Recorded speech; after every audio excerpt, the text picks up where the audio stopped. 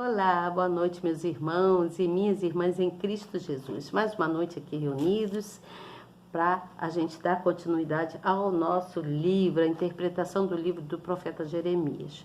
Hoje vou falar do capítulo de número 34, em nome do Senhor Jesus, que Deus nos dê clareza e sabedoria para que eu possa desenvolver aqui com vocês esse capítulo. Gostaria muito que você novo está chegando, se inscrevesse no canal. Aperte aí na palavrinha inscrever-se, no sininho na palavrinha todas, ok? Depois você vai ver uma mãozinha assim, dá um like nessa mãozinha também. Aperta nela para que o nosso canal venha ver que você está presente, que você está ouvindo e gostando do que você vê, tá? E ouve aqui, tá certo? Então, no final você faz a gentileza de compartilhar. Leve esse nosso estudo, essa interpretação do livro do profeta Jeremias para outras pessoas também, tá certo? Faça isso, é de grande valia que você convide alguém para participar do nosso canal, para que o nosso canal venha crescer. Porque senão fica aqui falando, mas eu estou fazendo a minha parte, porque Deus quer que eu faça isso. Mesmo que aqui nesse canal uma pessoa me ouça, Deus vai se agradar muito de mim, porque Ele está vendo o meu esforço de levar a palavra para todos aqueles que gostariam de aprender mais sobre Ele, tá certo? E quando nós desejamos a esse Deus, Deus se agrada da gente e Ele faz tudo para nos ajudar. Você pode estar na pior fase da sua vida, mas Ele não te deixa cair, Ele vai te colocar de pé e você vai permanecer firme com Deus. Ele é o nosso Rei, nosso Pai, o soberano sobre toda essa terra, Ele que domina tudo, Ele sabe todas as coisas, tá certo? Então eu vou ler aqui o capítulo de número 34 e depois dou a explicação, tá bom? Então a palavra do Senhor veio a Jeremias quando Nabucodonosor, rei de Babilônia, e todo o seu exército e todos os reinos da terra que estavam sob o domínio da sua mão, e todos os povos pelejavam contra Jerusalém e contra todas as suas cidades, dizendo: Assim diz o Senhor, Deus de Israel, vai e fala a Zedequias, rei de Judá, e diz-lhe: Assim diz o Senhor, eis que eu entrego esta cidade na mão do rei da Babilônia, o qual queimá-la a fogo. E tu não escaparás da sua mão, antes certamente serás preso e entregue na sua mão, e teus olhos verão os olhos do rei de Babilônia, e ele te falará boca a boca, e entrarás em Babilônia. Todavia, ouve a palavra do Senhor, ó Zedequias, rei de Judá. Assim diz o Senhor acerca de ti: não morrerás à espada, em paz morrerás, e conforme as queimas para teus pais, os reis precedentes que foram antes de ti, assim queimaram para ti, e prantear-te-ão, dizendo: Ah, Senhor, pois eu disse a palavra do Senhor. E falou Jeremias, o profeta, a Zedequias, rei de Judá, todas estas palavras em Jerusalém.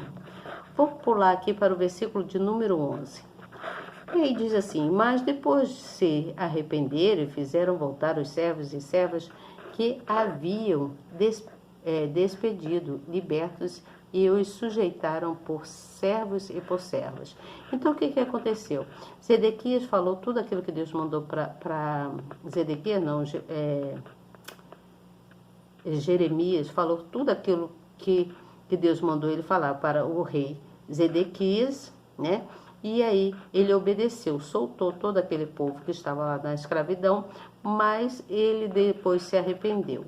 E aí veio, pois, a palavra do Senhor a Jeremias da parte do Senhor, dizendo: Assim diz o Senhor, Deus de Israel, eu fiz aliança com vossos pais no dia em que os tirei da terra do Egito, da casa da servidão, dizendo: Ao fim de 7 anos libertareis cada um a seu irmão hebreu, que te for vendido, e te houver servido 6 anos, e despedi-lo livre de ti. Mas vossos pais não me ouviram, nem inclinaram os seus ouvidos. Então ele disse que os pais de Zedequias não quis ouvi-lo. Aí vamos lá no capítulo de número 17, que fala: Portanto, diz o Senhor, vós não não me ouvistes a mim, para apregoar-te a liberdade, cada um ao seu irmão e cada um ao seu próximo, pois eis que eu vos apregoo a liberdade. A liberdade, diz o Senhor para a espada. Diz o Senhor, para a espada, para a pestilência e para a fome, e farei que sejas espanto a todos os reinos da terra. Vamos pular para o versículo 20. Entregá-lo-eis, digo, na mão dos seus inimigos e na mão dos que procuram a sua morte, e os cadáveres deles serão de alimento para as aves dos céus e para os animais da terra. Versículo de número 22. Eis que eu darei ordem, diz o Senhor, e eu farei voltar a esta cidade, e pelejarão contra ela, e tomarão, e a queimarão a fogo, e a cidade de Judá porei em assolação, de sorte que ninguém habite nelas. Então nós vimos aqui que Deus, ele estava falando, mandou Jeremias falar para Zedequias quanto ao futuro de Zedequias, o que ia acontecer com Zedequias porque ele era um rei perverso, né? Ele mantinha todos lá na escravidão. E aí, por fim, ele ouviu o que o profeta Jeremias havia dito, mas se arrependeu, mandando buscar todo aquele povo de novo para mantê-los em escravidão. E Deus vendo aquilo,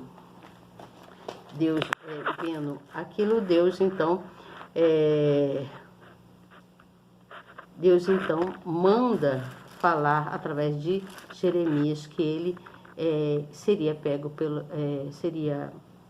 ele seria morto, mas não por espada, mas que ele seria morto. E aí diz aqui, ó, depois se arrependeram, né? Aí, enquanto os judeus estavam em aperto só um minuto, gente, pelo servo da Babilônia, eles obedeceram rapidamente a Jeremias quanto à lei que determinava a liberdade dos escravos. Mas quando receberam um alívio temporário do inimigo, eles se esqueceram da ordem do Senhor nosso Deus e os prenderam novamente. Ao invés de se arrependerem, né, eles se arrependeram sim de ter soltado as pessoas, mas ao invés de se arrepender dos erros das coisas que estavam fazendo, eles acabaram fazendo de novo o que era mal aos olhos de Deus. Então, deixa eu falar para vocês assim, mais de outro jeito, assim, porque aqui eu quase não estou conseguindo enxergar a explicação aqui da Bíblia, mas eu consigo dizer para vocês o que houve. Então, o profeta, ele simplesmente revela ao rei Zedequias que ele seria levado para o cativeiro, mas que lá mesmo ele ficaria, ele não teria retorno para a Jerusalém. Quando se vê o fim, quando nós vemos o fim de um líder, quando se vê o fim de um líder, nós ficamos entristecidos, não é mesmo? Então, principalmente se esse líder for uma pessoa que não teme a Deus, que é uma pessoa ímpia, né, por não obedecer os mandamentos de Deus. E além dessa pessoa que é líder ter partido ou estar próximo de partir, né, o seu sofrimento pessoal ele causa dor também em todas as outras pessoas, porque ele é o líder de todos e todos estão ali obedecendo ordem daquele líder, né, debaixo da liderança dele. E aí essa pessoa morre, imagina. Então todos sofrem. Então, é só um exemplo que eu quero dar aqui. Quando alguém da nossa família, isso é um exemplo, quando alguém da nossa família adoece, ou quando uma pessoa fica sofrendo por algum motivo e se achega a Deus em oração, né? Deus quer que essa pessoa se humilhe e peça perdão pelos erros, né? Mas tem pessoas que conseguem fazer isso quando estão doentes, né? E outras que morrem sem se arrepender, né? Então, a hora de dormir vem para todo mundo, de dormir definitivamente vem para todo mundo. E ela causa dor em todos que rodeiam, né? Por exemplo, uma família, se uma pessoa morre, todos daquela família se entristecem e sofrem muito, né? Porque essa pessoa morreu. Vamos supor assim, o líder da sua casa, o nosso líder é o nosso pai, né? Físico, que eu estou falando, não o pai espiritual, que é o nosso Deus, nosso pai físico. Então, se acontece alguma coisa com ele, nós nos entristecemos e sofremos aquela dor, né? Quando a gente perde os nossos pais. Então, nós devemos orar por todos, sempre orando por todos, inclusive por todas as autoridades. Você entende? Nós devemos orar pelos governantes, nós devemos orar o governante da nossa família, que é o nosso pai, devemos orar pelo governante de uma empresa, né, que é dono de um estabelecimento, devemos orar pelo nosso trabalho, agradecendo a Deus pelo nosso trabalho, né, porque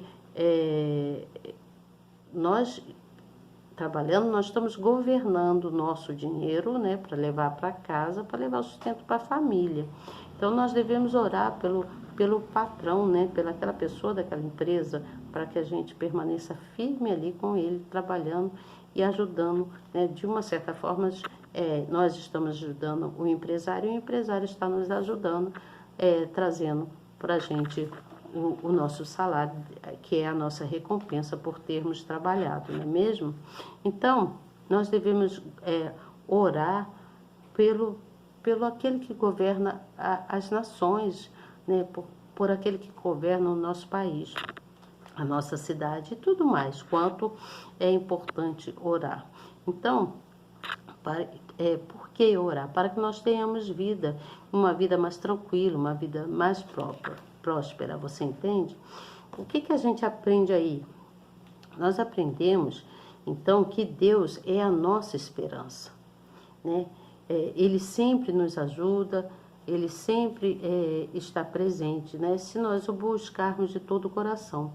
E mesmo que a gente esteja passando muitas dificuldades, muitas tribulações, que você esteja desanimado, né?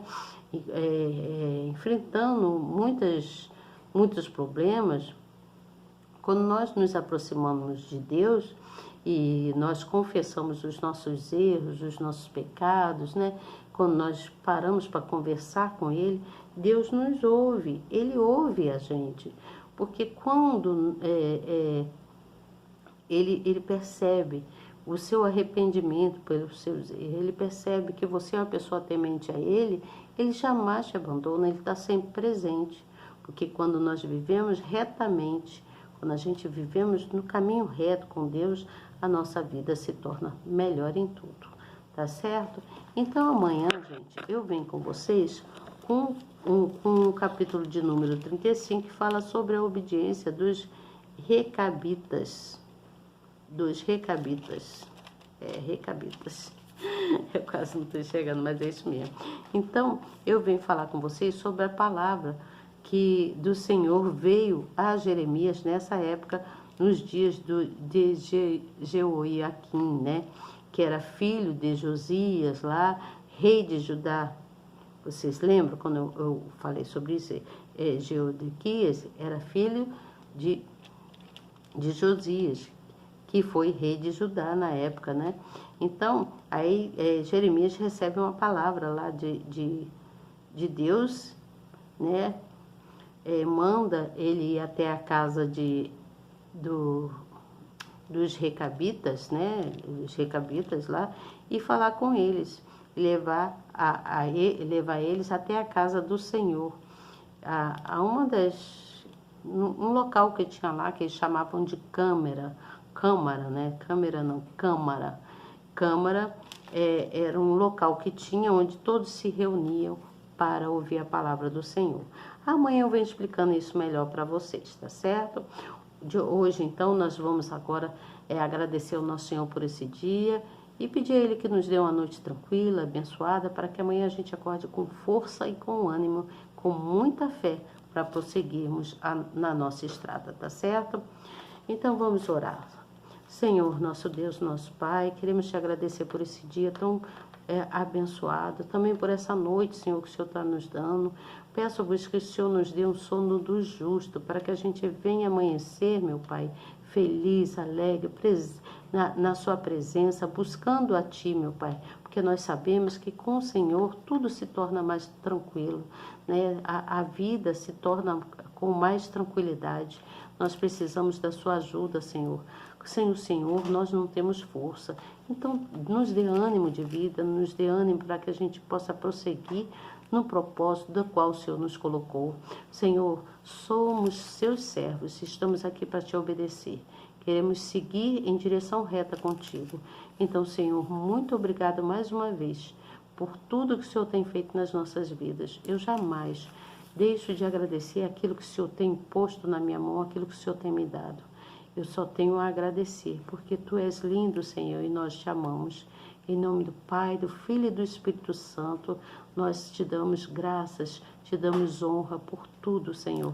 Cantamos louvor ao Teu nome, para que Teu nome seja engrandecido. Pai nosso que estás nos céus, santificado seja o Teu nome. Venha a nós o Teu reino, que seja feita a Sua vontade, assim na terra como nos céus. O pão nosso de cada dia dai-nos hoje, Senhor. Perdoe as nossas dívidas, assim como nós perdoamos aos nossos devedores. Não nos deixe cair em tentação, mas livra-nos do mal, Senhor.